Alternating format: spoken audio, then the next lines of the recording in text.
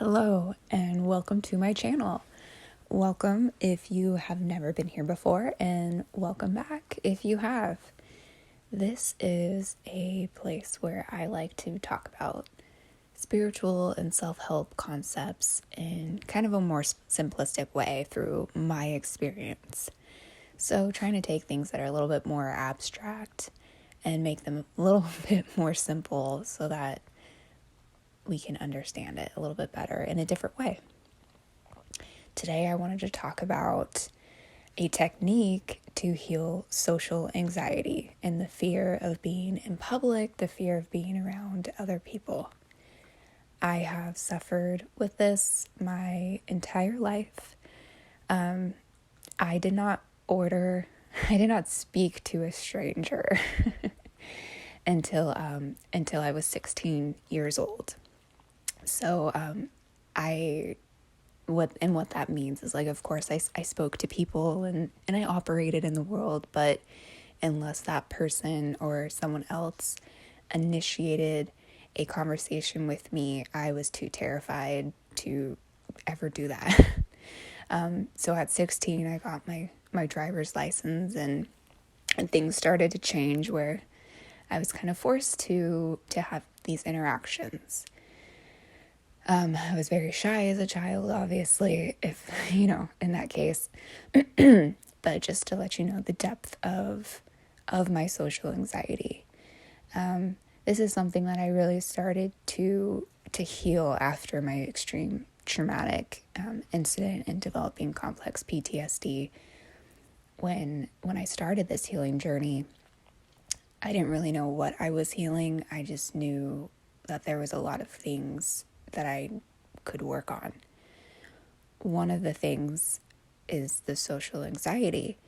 What I started to do was go to a coffee shop. I would go to a coffee shop and I would journal. I decided I would go for 1 hour. I would journal and I would just observe myself, observe the environment. I'll tell you how I felt when I would get there. I would be anxious in the parking lot. I would be sitting in my car, and I would be going over the order in my head over and over and over again. And I would be sweating when I opened the door, and that interaction with the barista would, I would be nervous. I wouldn't be sure, even though I would order the same thing every single time. I was still nervous that I would mess it up or say something weird or, just make it awkward. And then, you wait for your drink. And there's a lot of things that I noticed about myself while I would do this. So when I first started going, I would, a lot of sweating, a lot of anxiousness, a lot of trying to figure out where I would sit. And then if I was uncomfortable where I was sitting, there was no way I was moving, right? I'm not going to bring attention to myself by changing chairs or changing seats or adjusting anything. A lot of fear base. And when I would sit and try to journal, a lot of times I would get distracted by the environment around me. So I was like very hyper vigilant in that sense. And so much so that I would be unconsciously, and when it became conscious, it was a very strange experience. I would be listening to other people's conversations, kind of unconsciously, to see like trigger words or keywords to make me aware if they were speaking about me. And then I would be nervous because they're talking about me. What am I doing? Am I doing something wrong? Are they judging me? Which is all very terrifying. And so I even talked to a psychiatrist about it felt like I was hearing voices, because all of a sudden it would be so loud that someone would be saying something that could or could not pertain to me, and I would suddenly be so in tune to it. Like, the environment would feel quiet in the coffee shop, but when someone would say something, that remotely could think, maybe they mentioned something about a jacket that looks similar to mine. Like, I would hear it extremely loud. And it was very disturbing at first, but I learned later that that is hypervigilance, and that is you, from my childhood, needing to pay attention if someone started to talk about me, that I needed to pay attention because I probably needed to fix something. I realized I would pay attention to everyone else in the coffee shop energy-wise, and I started to be able to observe how I was reacting. So that was one of them. Another one was my body would react. I would start to shake and get nervous if I would notice anyone else in the coffee shop was uncomfortable, or, you know, if someone's having a meeting. There was one time this gentleman was waiting and he looked nervous, and I kept telling myself, do not be nervous. He's being nervous. But at the same time, my mind was like, if I'm calm, he'll be calm. I can project calm into the environment. And that is true, but it's not my responsibility to do that. And you don't have to take that on. So it's not your responsibility to make sure, and it's not my responsibility to make sure everyone in the coffee shop feels safe. Yes, my presence and being calm does affect other people, but it's not my job, and I don't need to go help those people. So even though being calm is a great idea, the reason behind me being calm was a boundary that I crossed of over responsibility. There were times where I would put headphones on and just journal. I would take my laptop. Sometimes I would write in a journal. I liked doing the laptop. I would put my headphones on and I would play music, so it kind of help with the noise and the environment so that I could focus on what I was writing. And I would journal about my experience as I'm in the coffee shop experiencing all these things. And I've done this for years now. It's been about 3 years that I was going every single day. And then more recently, I go a little bit less. But over time, I started to get more and more comfortable in the environment. And I got more and more comfortable sitting around other people and allowing myself to just be and exist in that environment, and start to notice that nobody really minds if I'm there. Nobody's really paying attention to me. Nobody is coming up to me and telling me that I'm being disruptive. So my progress over the years have changed, where if I'm uncomfortable or if a seat opens up that I really want, I can go get it.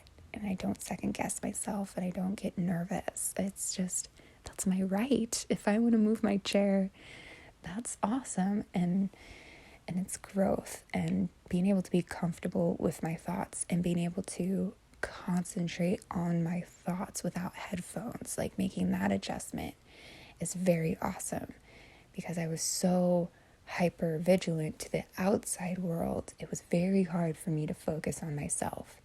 And that's just a theme that runs through social anxiety. When you're out and about, it's really hard to be able to focus on what you're supposed to be doing, on getting the groceries, focusing on your list. Focus is very, very difficult when you have a task, but when you're out and around people and they become the focus. So over time, doing this really, really helped me. I did have to change my coffee shops. There was one coffee shop where one of the baristas started to make me feel uncomfortable, and so I was okay with leaving that environment and realizing that leaving was okay. That's another thing that I had to learn, because I started to feel that weird kind of relationship developing, and being able to stand up for myself. And I didn't have to say anything. I had the opportunity to go to a different coffee shop. So there's a lot of things that came out of it. And even still, there are moments when I'm journaling and I go and I feel so comfortable and it blows my mind and it just makes me feel, when you grow and you have progress, it's such a beautiful feeling. And I want that for everybody. So it doesn't have to be a coffee shop. It can be anything that, you can go and kind of sit and just kind of observe. It could be a park. That's a great place where, everyone's kind of doing their own thing, and do something that you kind of enjoy, whether it's knitting or drawing. I really like to journal. Journaling is a great way also to be able to actually try to observe your thoughts and see how distracted you get and see what you're paying attention to and see, are you a little bit more distracted today? Do we need the headphones? Do we not need the headphones? Like, what's going on around us? So really trying to be aware of your environment. So journaling is a great way. I liked to do my laptop a lot when I first started with my headphones. I'm a piano player, so playing the keys of the laptop was a very comforting kind of tool for me. And then switching to journaling handwriting, I also enjoyed that because I really had to slow down my thoughts. When I'm typing away, I can go really fast. But when I have to handwrite, I like it to look nice.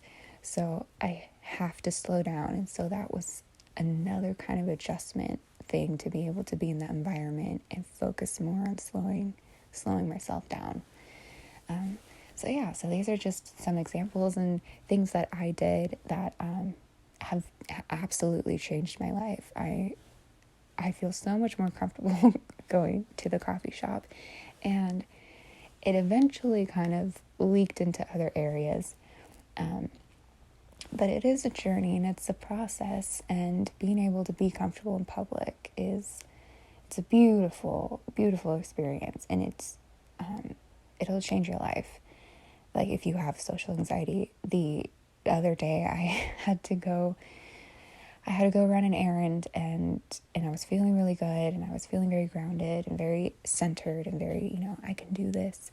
And I went and I did it, and I had an awkward interaction with the guy behind the cashier rap, and he was just trying to be funny, but I didn't get the joke, and but it was okay. And after I left, I was like, oh my gosh, I could probably run another errand.